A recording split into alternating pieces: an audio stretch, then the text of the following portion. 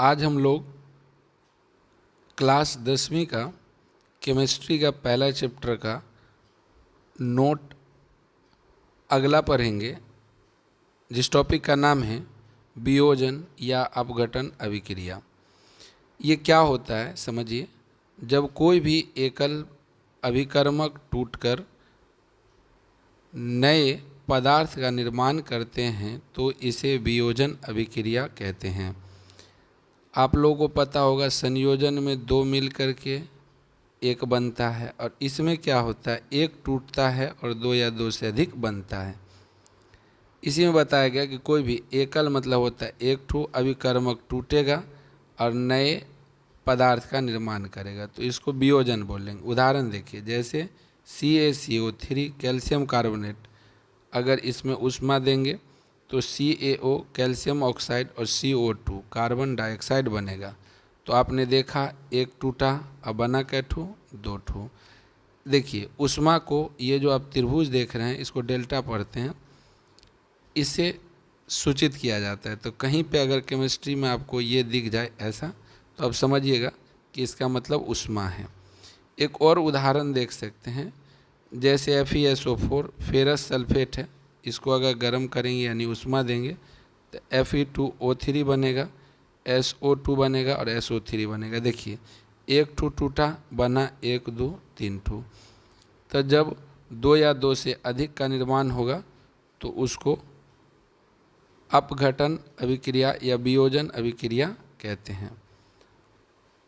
अगला टॉपिक देखिए, अगला टॉपिक है वियोजन अभिक्रिया तीन प्रकार की होती है। वियोजन अभिक्रिया जो होती है वो तीन तरीके की होती है। पहला जिसका नाम है ऊष्मीय वियोजन।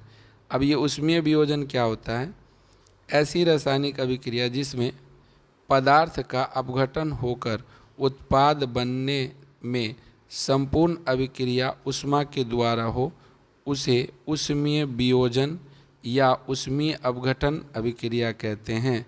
आम भाषा में समझिए, वियोजन तभी होगा जब ऊष्मा देंगे, यानी अपघटन या वियोजन तब होगा जब ऊष्मा देंगे। गर्मी देंगे तो ये वियोजन होगा, अगर नहीं देंगे तो नहीं होगा। तो इसे ऊष्मीय वियोजन कहते हैं। ऊष्मा देने पर वियोजन होना चाहिए। अब उदाहरण इसका देखिए, जैसे AgBr है, सिल्वर ब्रोमाइड जिसका नाम है। देखिए इसको गर्म करेंगे, जब इसको गर्म करेंगे तो बनेगा Ag और Br। Ag और Br मतलब सिल्वर और ब्रोमाइड, ये दोनों अलग हो जाएंगे। अब आपने देखा कि AgBr को अगर गर्म करेंगे तभी ये दोनों मिलेगा, अगर इसको गर्म नहीं करेंगे तो ये दोनों हमें नहीं मिलेगा। इसीलिए इसको बोलते हैं ऊष्मा विघटन अभिक्रिया या ऊष्मा वियोजन अभिक्रिया। इसी बात को हिंदी में यहाँ लिखा गया है कि सिल्वर ब्रोमाइड का उपयोग श्याम या श्वेत फोटोग्राफी में किया जाता है। देखिए सिल्वर ब्रोमाइड का उपयोग जो किया जाता है, श्याम मतलब होता है ब्लैक और श्वेत मतलब होता है वाइट, यानी ब्लैक एंड वाइट जो फोटोग्राफी आपने देखा होगा कभी, उसमें इसका उपयोग किया जाता है सिल्वर ब्रोमाइड का। यही आपका सिल्वर ब्रोमाइड। अगला देखिए, दूसरा प्रकार है वियोजन में वैद्युत वियोजन। अब नाम से ही पता चल रहा होगा कि बिजली देंगे तो वियोजन होगा, नहीं देंगे तो नहीं होगा। मतलब ऐसी अभिक्रिया जिसमें पदार्थ का वियोजन विद्युत धारा प्रवाहित करने पर होता है, उसे विद्युत वियोजन कहते हैं। अगर नहीं डालेंगे तो नहीं होगा। जैसे HCl है, इसमें बिजली देंगे तो H+ अलग हो जाएगा और Cl- अलग हो जाएगा। तो आप इसको कहेंगे विद्युत अपघटन, यानी बिजली देंगे तभी ये टूटेगा, अगर बिजली नहीं देंगे तो ये नहीं टूटेगा। तीसरा प्रकाश वियोजन। अब इसका जवाब तो आप खुद भी सोच सकते हैं कि ऐसी अभिक्रिया जिसमें पदार्थ का वियोजन सूर्य के प्रकाश की उपस्थिति में होगा, मतलब सूर्य का प्रकाश रहेगा तभी ये संभव है, नहीं तो संभव नहीं है, उसे प्रकाशीय वियोजन अभिक्रिया कहते हैं। अगला टॉपिक देखिए क्या है। अगला टॉपिक है ऊष्मा शोषी अभिक्रिया। अब ऊष्मा शोषी अभिक्रिया किसको बोलते हैं, तो जिन अभिक्रियाओं में ऊर्जा अवशोषित होती है उसे ऊष्मा शोषी अभिक्रिया कहते हैं। उदाहरण देख लीजिए, जैसे नाइट्रोजन है, ऑक्सीजन है, दोनों संयोग करेगा तो NO बनेगा प्लस ऊष्मा का अवशोषण होगा।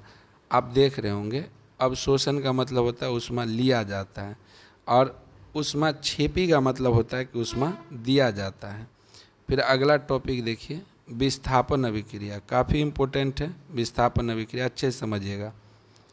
ऐसी अभिक्रिया जिसमें अधिक क्रियाशील तत्व अपने से कम क्रियाशील तत्व को विस्थापित करता है और एक नए पदार्थ का निर्माण करता है। ये बात आप ऐसे समझिए, देखिए कॉपर और यहाँ लोहा, लोहा अधिक क्रियाशील होता है, कॉपर कम क्रियाशील होता है, तो ये बनाएगा क्या, देखिए ये जो सल्फेट है SO4, SO4 के साथ कौन जुड़ जाएगा, यहाँ देखिए लोहा जुड़ जाएगा और कॉपर को क्या कर देगा, हटा देगा। यही बात यहाँ लिखा हुआ, ऐसी रासायनिक अभिक्रिया जिसमें अधिक क्रियाशील तत्व यानी लोहा जो है अधिक क्रियाशील तत्व है, अपने से कम क्रियाशील तत्व यानी कॉपर जो है उससे कम क्रियाशील तत्व है, उसको क्या करेगा, विस्थापित करेगा यानी हटा देगा। यहाँ देखिए हटा दिया है, और हटाने के बाद नया पदार्थ का निर्माण करता है। ये बन गया है फेरस सल्फेट, यहाँ था कॉपर सल्फेट, तो ये नया पदार्थ बन चुका है। इसी को विस्थापन बोलेंगे। मतलब अधिक क्रियाशील तत्व कम क्रियाशील तत्व को विस्थापित कर देगा और उसकी जगह पर खुद जाकर बैठ जाएगा, ये समझ सकते हैं।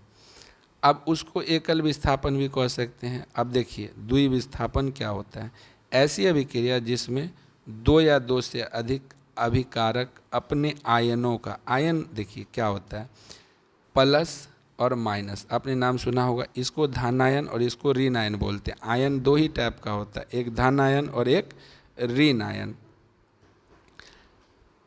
आयनों का आदान प्रदान करते, आदान मतलब लेना, प्रदान मतलब देना, करके और नए उत्पाद का निर्माण करते। अब इसमें ज़रा गौर से देखिए, ये Na है प्लस में, SO4 माइनस में, ये जो है प्लस में है, और Cl2 जो है वो माइनस में। अब होगा क्या, इसका प्लस और इसका माइनस दोनों जुड़ जाएगा। यहाँ देखिए Na और ये देखिए Cl2, और ये देखिए SO4 ये Ba के साथ जुड़ जाएगा, तो ये देखिए BaSO4 हो गया और ये NaCl के साथ जुड़ गया। यहाँ पर एक बार और ध्यान से देखिए, आप लोगों को अच्छे से समझा देता हूँ मैं। अब ये समझ लीजिए कि पहला वाला जो होता है ना, किसी में भी रासायनिक अभिक्रिया में वो प्लस में होता है, दूसरा वाला माइनस में। देखिए ये सोडियम प्लस में, SO4 माइनस में, ये प्लस में Ba और Cl2 ये माइनस में। तो ये जो Na है ये किसके साथ जाएगा, Cl2 के साथ। देखिए ये दोनों जुड़ के यहाँ बनाया, अच्छे से समझिए। अब ये SO4 माइनस है और ये प्लस है, ये दोनों कहाँ चला जाएगा, एक साथ चला जाएगा। तो इसमें क्या हुआ, आयन का आदान प्रदान हुआ, इसका प्लस उसके माइनस के पास, इसका माइनस उसके प्लस के साथ चला गया। इसीलिए इसको हम लोग द्विविस्थापन अभिक्रिया करते हैं, क्योंकि आयनों का आदान प्रदान होता है, वो भी दो या दो से अधिक अभिकारकों के बीच। फिर से एक बार डिफिनेशन देख लीजिए। डिफिनेशन क्या कहता है कि ऐसी अभिक्रिया जिसमें दो या दो से अधिक अभिकारक अपने आयनों का यानी प्लस माइनस का आदान प्रदान यानी लेन देन करके नया उत्पाद बनाता है। अब देखिए ये भी नया उत्पाद है, ये बेरियम सल्फेट है, ये था सोडियम सल्फेट, ये बेरियम क्लोराइड था, अब हो गया सोडियम क्लोराइड। और अगले टॉपिक की तरफ चलते हैं। अगला है, ये काफ़ी इम्पोर्टेंट है, अच्छे से समझिएगा। उपचयन को ही हम लोग ऑक्सीकरण कहते हैं और अपचयन को हम लोग अवकरण कहते हैं। तो ये उपचयन क्या होता है और अपचयन क्या होता है, दोनों को हम लोग वह रासायनिक अभिक्रिया जिसमें ऑक्सीजन का योग होता है और हाइड्रोजन का वियोग होता है। देखिए ऑक्सीजन का योग मतलब ऑक्सीजन जुड़ेगा, हाइड्रोजन का वियोग मतलब हाइड्रोजन हटेगा। या तो ऑक्सीजन जुड़ता हो या हाइड्रोजन हटता हो, या दोनों हो सकता है। इसको क्या बोलेंगे, उपचयन बोलेंगे। अपचयन उसी का ठीक उल्टा है। अपचयन में क्या होगा, वह अभिक्रिया, अपचयन अभिक्रिया वह अभिक्रिया होती है जिसमें हाइड्रोजन का योग होता है। देखिए हाइड्रोजन जुड़ेगा और ऑक्सीजन का वियोग होता है। वियोग को ह्रास भी लिखते हैं। तो या ऑक्सीजन जुड़े और हाइड्रोजन हटे तो समझ जाइएगा कि उपचयन है, और अगर ऑक्सीजन हटे हाइड्रोजन जुड़े तब ये अपचयन होगा। बहुत अच्छे से ध्यान में रखिएगा। एग्जाम्पल देखिए, बहुत अच्छा एग्जाम्पल है इसमें। यहाँ देखिए कॉपर है और ये ऑक्सीजन है। देखिए कॉपर के साथ ऑक्सीजन जुड़ गया तो किसका उदाहरण हो गया? उपचयन का।